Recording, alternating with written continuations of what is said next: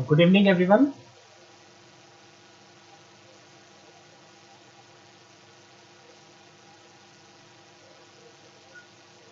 So let's start our new topic, pulse code modulation.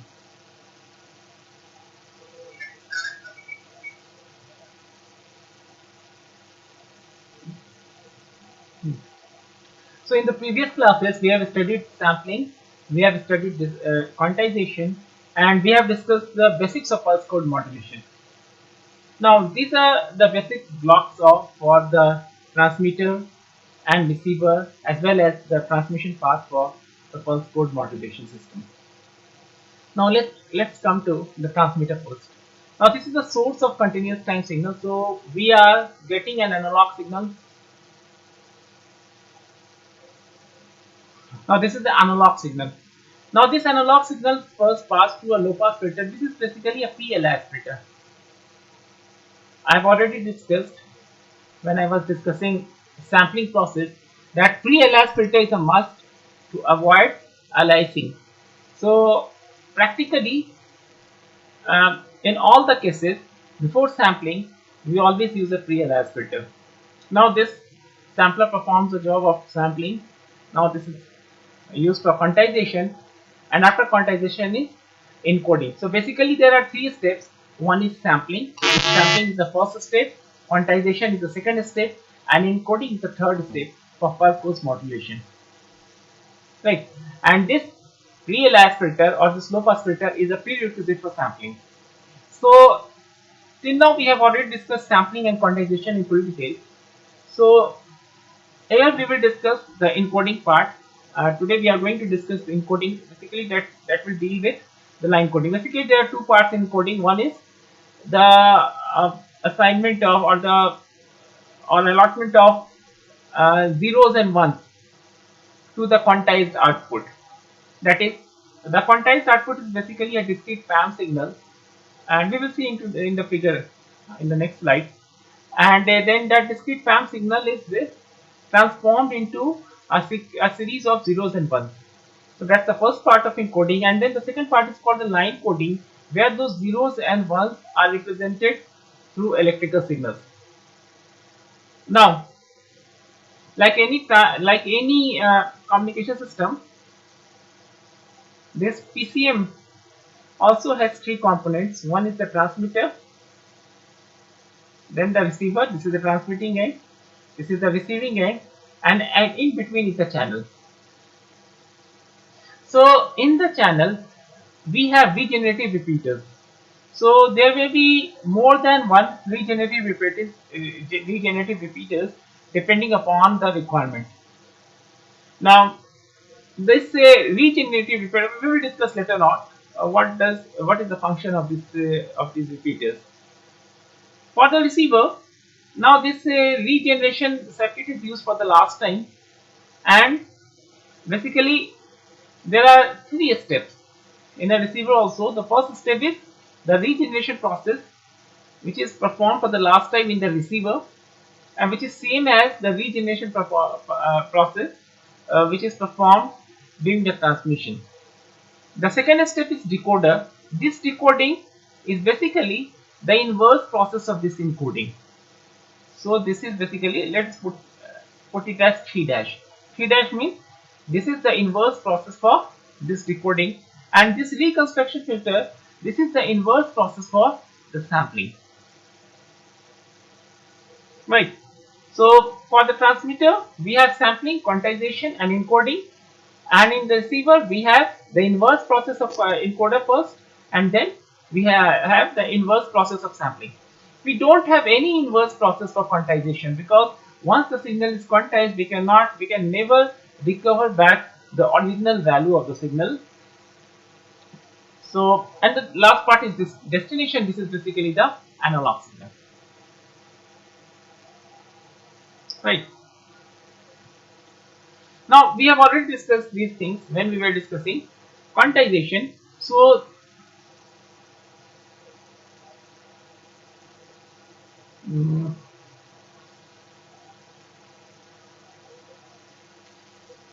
so this was our original signal. So this was our message signal empty, and these were the sample values. We have already discussed these things, and these are the quantized values. So basically, after quantization,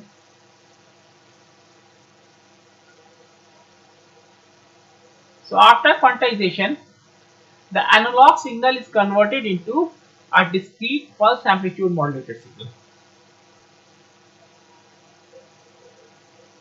Right. So this is basically called discrete PAM. PAM is pulse amplitude modulated. Now, and why it's called discrete? It's called discrete because there are certain number of finite number of representation levels for it, and after converting it to discrete PAM signal, now it is encoded using a series of zeros and ones. So this thing we have already discussed while we were discussing quantization. Now the next step, what we are going to discuss today is the line coding. Line coding refers to representing these zeros and ones using electrical signals. So line coding is the process of converting digital data to digital signals. So what is the difference between digital data and digital signals? When we call digital data, it refers to sequence of zeros and ones.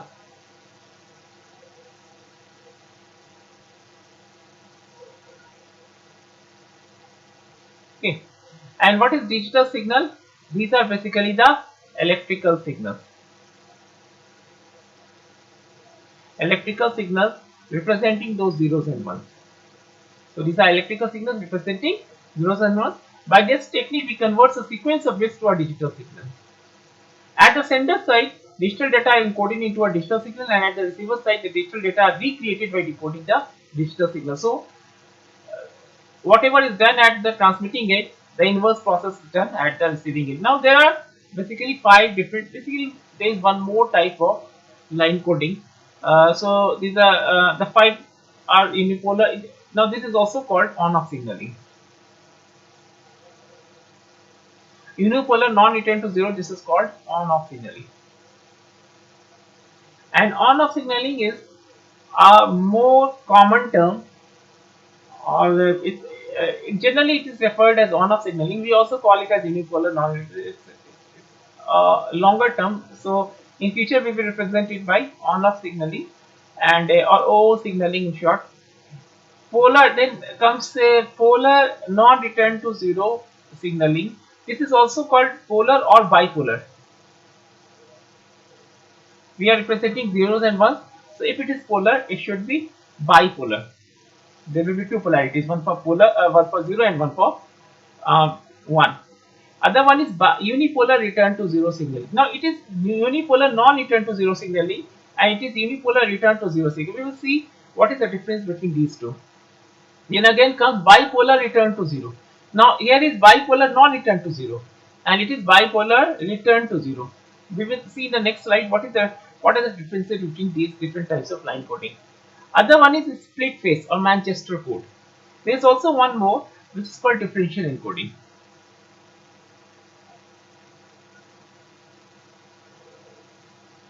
Now this differential encoding is generally used in. Now there are different applications for these different line codes. This differential encoding is used in uh,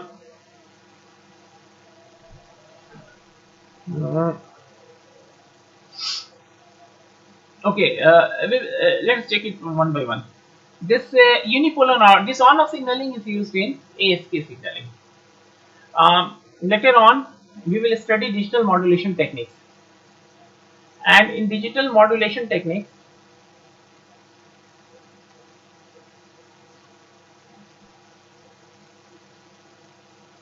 we will study different techniques. One is ASK, one is PSK, one is FSK. Okay, so actually we have to study these in the later. I think it's the 4th unit where we are going to study this topic. So I'm not going to discuss these things, but okay, when we will come to digital modulation technique, then we will we will see there what are the types of signaling, how these signaling techniques are used in different modulation techniques. But right now, you can see that this on-off signaling is used in ASK, and this bipolar NRZ, this is used in PSK and so on. So there are different applications for. I'm just forgetting the application for differential encoding. Okay, if I will remember it, I will tell you. Now coming to the next line. Now suppose that this is a binary data 011010001. So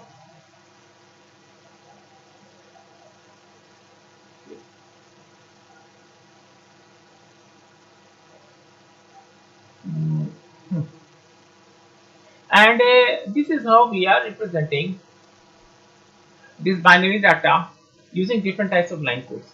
Now the bit duration is TB, and now this is on-off signaling. Okay, unipolar NRZ means on-off signaling. So in on-off signaling, one is represented by a positive pulse of duration TB, okay, and 0 is represented by transmitting no pulse. So for on-off signaling, a positive pulse of duration TB of full duration, this is transmitted for 1, and no pulse is transmitted for 0. And for bipolar NRZ, a positive pulse is transmitted for 1, a positive pulse of duration TB. Now this duration TB is important, and a negative pulse of duration TB is transmitted for 0. Now why it is called non-return to 0? It is called non-return to 0 because in the entire pulse duration, the signal is always high when 1 is transmitted, and it is never coming back to 0. So this is the reason why it is called non-return to 0. And in unipolar RZ signaling, this is now see here it's RZ. RZ means return to 0.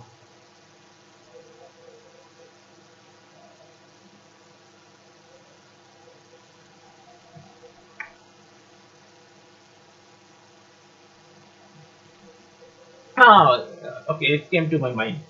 Basically, this differential encoding is used in differential phase shift keying. Okay, so this is used in differential phase shift. We will see later on. Now coming back to the present slide. Now here no pulse is transmitted for 0. For 0, no pulse is transmitted.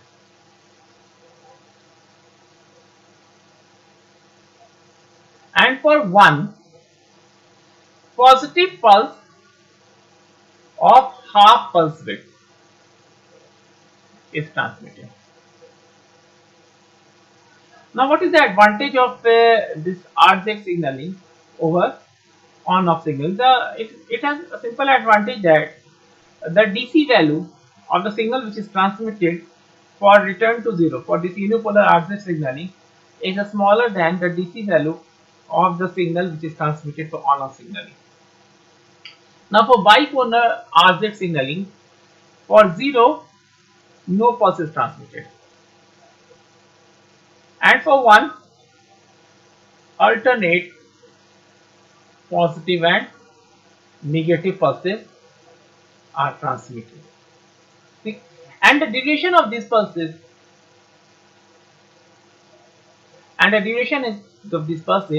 is less than TB. Right.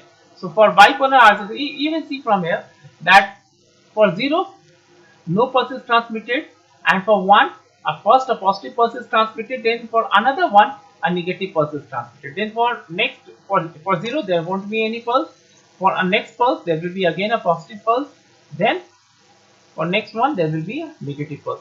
It is also called alternate mark inversion because we use positive and negative pulses in alternate way. Now what is the advantage of this bipolar RZ signaling?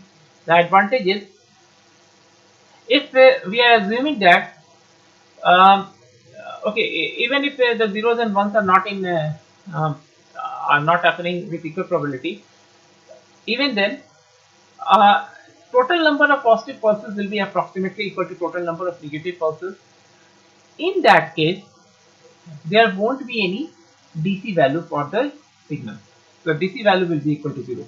In bipolar NRZ, if we assume that the probability of occurrence of zeros and ones are equal, then in that case, total number of positive pulses will be approximately equal to total number of negative pulses, and again in that case also the DC component for the transmitted signal will be 0. So the advantage of using bipolar signaling is simply to get a 0 DC value of the transmitted signal. Now the fifth one is the split phase of Manchester code. In this split phase of Manchester code, for one, we transmit a positive half pulse followed by a negative half pulse, and for 0, we transmit a negative half pulse followed by a positive half pulse. Now, if you will try to plot the electrical signal on any given binary data, it will be much easier for you to understand this. Now, we are having 0 over here, so there will be a negative half pulse followed by a positive half pulse, then there is 1. So, you will have positive half pulse followed by negative pulse, uh, again 1, then positive half pulse followed by a negative half pulse, 0, negative half pulse followed by a positive half pulse. So, since there is a positive half pulse followed by negative or a negative half pulse followed by a positive half pulse, so its DC value is always 0. So its DC value is always 0. Now the last one is differential encoding.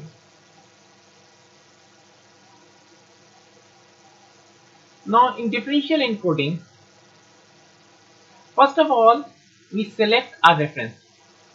Let us suppose that uh, this is our reference line. Then suppose we always have a reference bit. And now let us assume that our reference bit is 1.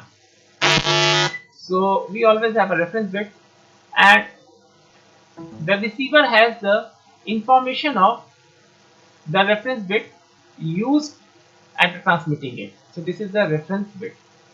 Let us assume that this is equal to 1.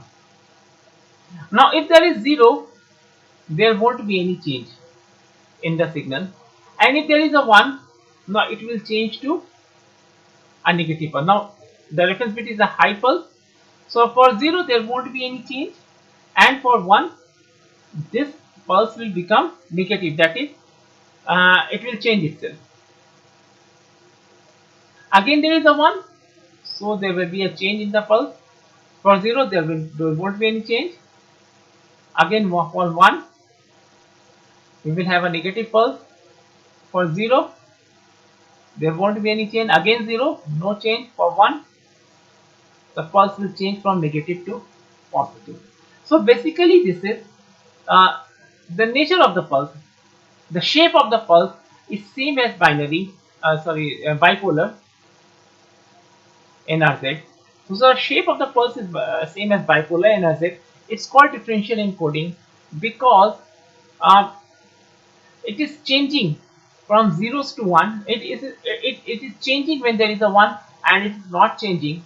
The pulse is not changing when there is a 0.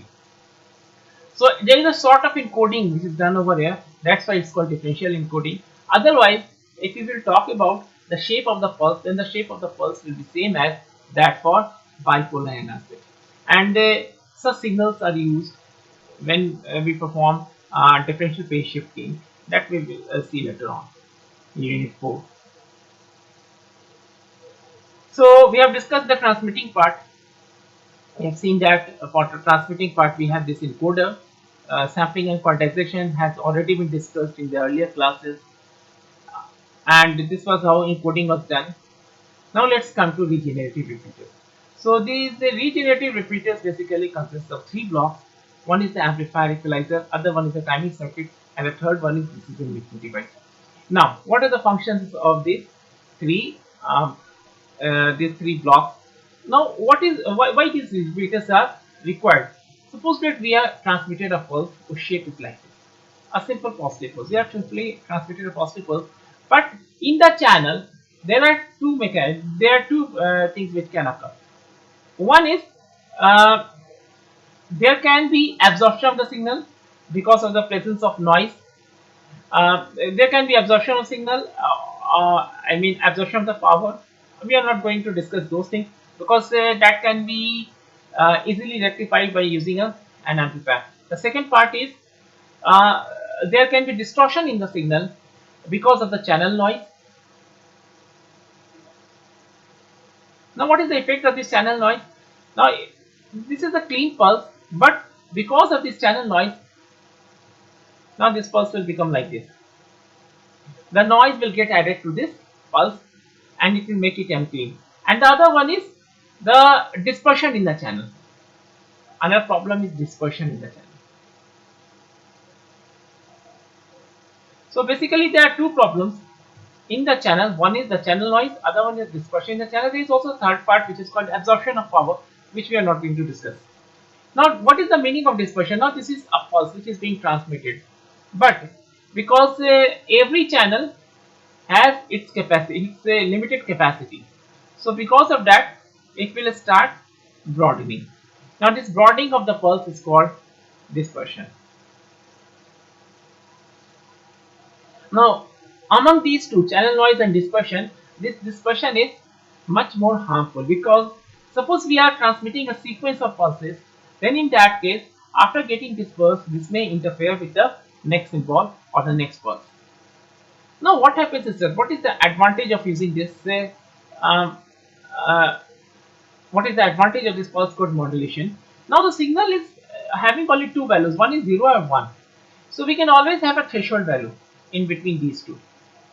Like, so suppose that we have transmitted one pulse like this, and because of the channel noise and the dispersion in the channel, now the pulse has become like this. Okay, now the only thing we need to take care is that at the time of sampling, whether its value is greater than this reference value or this value is less than reference value. Now if this value is greater than this reference value, this threshold value, sorry, we can always set a threshold value. In general, let us denote this threshold value by lambda, and in general the threshold value is fixed in between the two levels. This is 0 and 1, and obviously there must be some height for this, and of this height there must be some height for this pulse, and which is called the amplitude.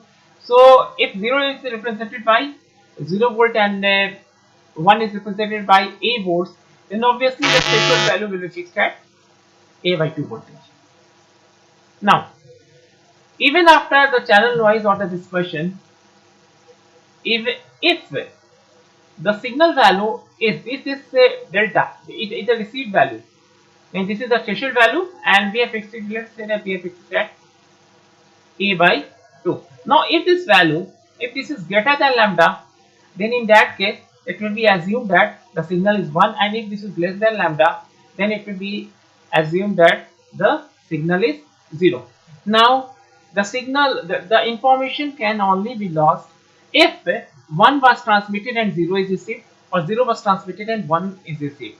Now since it is very difficult that because there is a lot of margin, there is a lot of margin for error, so it is very difficult if you are transmitting 1 and there is a very less probability that 1 was transmitted, and because of the dispersion and the channel noise the signal has become 0, or 0 was transmitted because no pulse was transmitted, and because of the interference because due to the other symbols or because of the channel noise, now the value received here is greater than this lambda. We will discuss later on in the next unit, probably in the third unit, how the probability of error is calculated. So this is the reason why this PCM is much more rugged to the effects of noise and interference as compared to analog communication systems. Now what is the role of this equalization or the equalizer?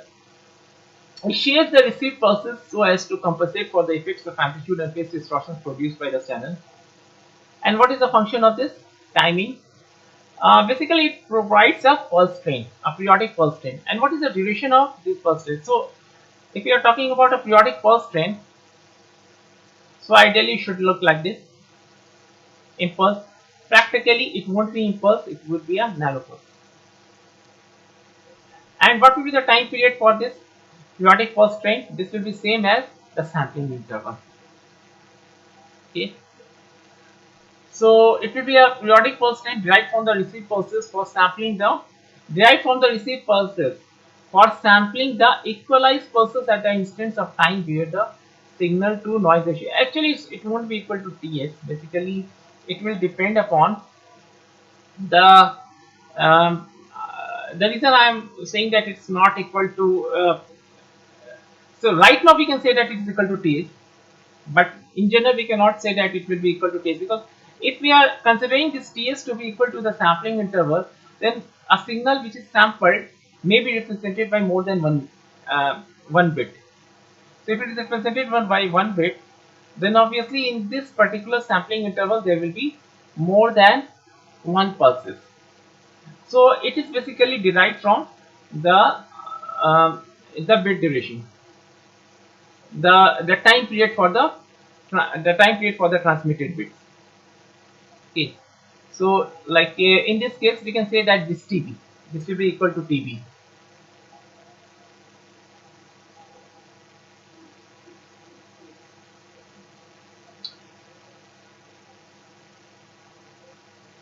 So this is basically equal to TB and not TS. So it provides a periodic pulse train derived from the received pulses for the sampling the equalized pulses at the instance of time where the signal to noise ratio. Now we have not discussed signal to noise ratio so far. When we will discuss digital baseband receivers, then there we will calculate. We'll see how we calculate signal to noise ratio. Uh, Basically, this part will become more clear to you when we will discuss the digital baseband receivers. Now, what is this? Is decision making? Decision making is basically referring to one threshold value. This lambda is threshold value, and uh, there is only one decision which is to be taken, whether the incoming value, the incoming signal, its value is greater than lambda or it is smaller than lambda. If it is greater than lambda, then it will be considered that it is 1, and then a fresh pulse corresponding to 1 will be transmitted according to the line, according to whatever be the line coding technique, whichever line coding technique has been used. And if a 0 is transmitted, if a, and if it is observed that the received signal, the value of the received signal is less than the threshold value, then it will be assumed that a 0 has been received. So a pulse corresponding to 0 will be regenerated. Now for PCM receiver, this job is done for one last time. The regeneration circuit, the regeneration work is done for the one last time. Then we have the decoding. Now in decoding, then these three blocks, basically these three refer to decoding. Collectively, it's these three blocks. They are called, and then it's called decoder. Now we are having the regenerator. The timing circuit provides the clock pulses for serial to parallel converter, and then which is being fed to analog to digital converter. Because the bits are coming serially, now it is converted to parallel, and which is fed to ADC, analog to digital converter, and the output of this analog to digital converter is fed to a sample and hold circuit, and the signal which is observed over here, this is basically a discrete time signal, and the original signal can always be reconstructed back from the discrete time signal using a low pass filter, which is called reconstruction filter.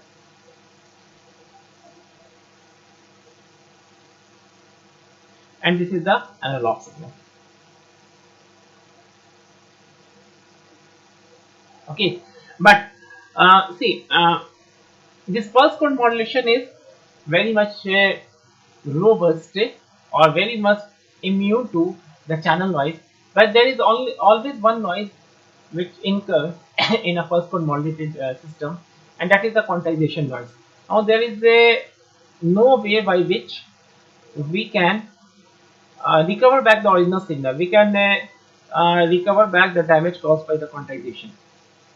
Now then, why do we say that this PCM, the quality of the signal in PCM is much better than uh, that for the analog system or the analog communication system? See, the reason is that the amount of error which is being done through quantization is very calculated. Now, ultimately receivers are human ears or human eyes, right? And our eyes and our ears, they have a limitation in distinguishing two levels, and this limitation of our eyes and ears are capitalized during the quantization.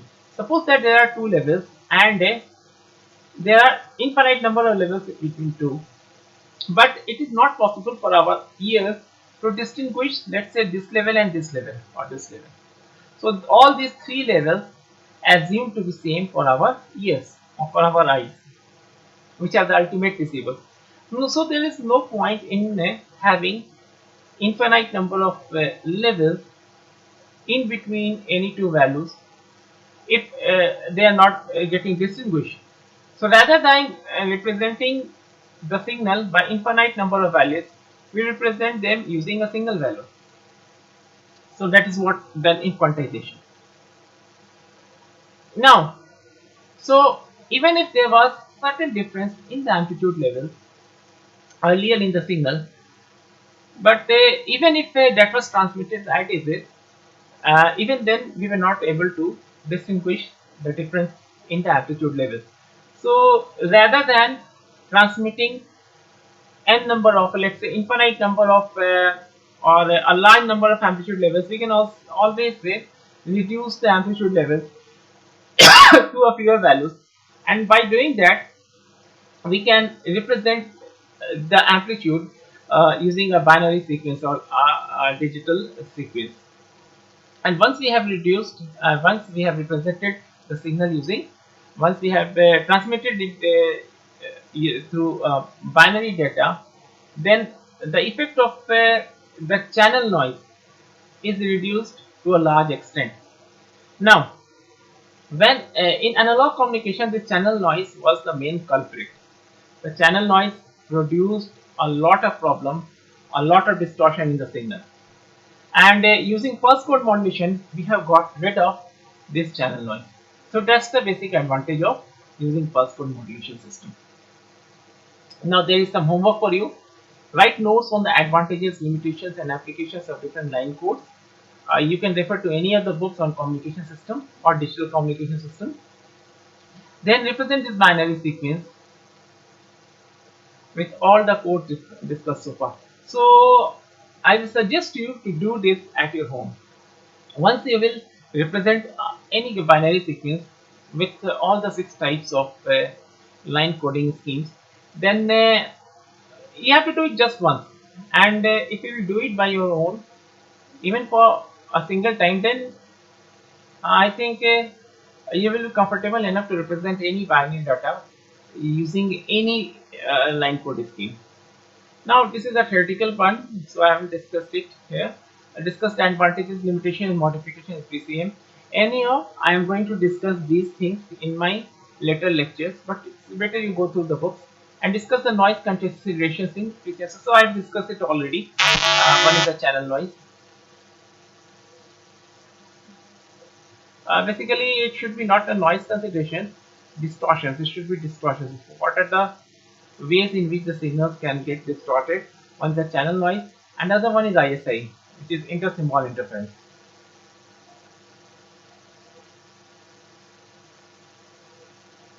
Maybe in next units we are going to discuss these topics. What is intersymbol interference? How can we get rid of this intersymbol interference? What is channel noise?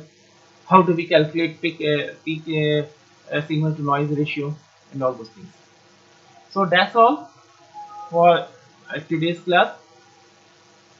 We will meet again in our next lecture.